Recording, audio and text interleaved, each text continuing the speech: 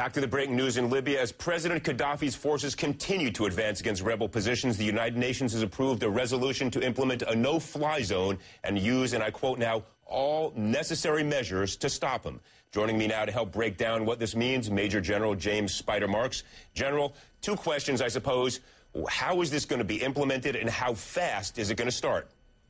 Well, the first question is, I'm not sure. Clearly, the 10 members in the Security Council that voted for it, I would imagine, will want to pony up some resources to make that happen. But it is a very difficult task, bringing together the different types of aircraft, all the air clearance messages, all the type of coordination that needs to take place, not the least of which is who's got the lead. It's clearly not the United Nations. It's going to be tagged with some nation's flag in order to implement this. Then you have to establish what those rules of engagement look like.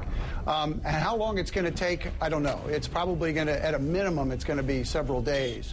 But the thing that's very difficult here is that no-fly zone by itself does very little. Gaddafi doesn't need his aircraft, frankly, to achieve the results that he's trying to achieve.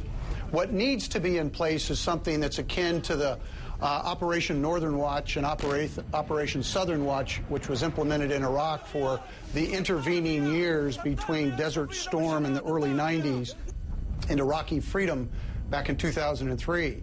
What happened there is it was not only a no-fly zone, it was a no-drive zone, and any movement north or south of the designated lines were punished, and Saddam got the message very clearly.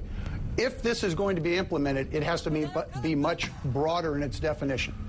Well, let me, I don't want to read the whole UN resolution to you, but it does have pretty broad language there. It talks about using all necessary measures to protect civilians in civilian-populated areas under threat of attack in the Libyan area, et cetera. So it would seem to me that, look, the U.S. military has known this might be coming for quite some time now. Are they ready at this moment, do you think, if the commander-in-chief, the president, picks up the phone to Secretary Gates and says, start right now, taking out those anti-aircraft protections around Tripoli, around Benghazi. I want to know that when I send that first sortie in, they're going to be safe. Are they ready to do that? Because time is of the essence, because Gaddafi's been encircling Benghazi day by day now. So how long will it take just to get that done? Well, to answer your question, the military is absolutely ready. I would only acknowledge that there's probably 19 plans already that have been worked through, and there are different variations of those plans. So the short answer is sure. The U.S. military is prepared.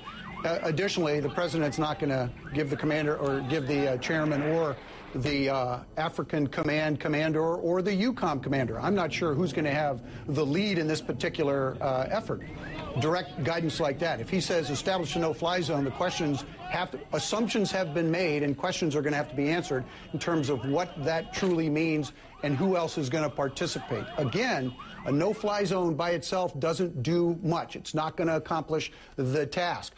Gaddafi could still march into Benghazi if his air defense systems are being knocked out. He frankly doesn't need that capability, so it needs to be a broader definition of what that kinetic action is going to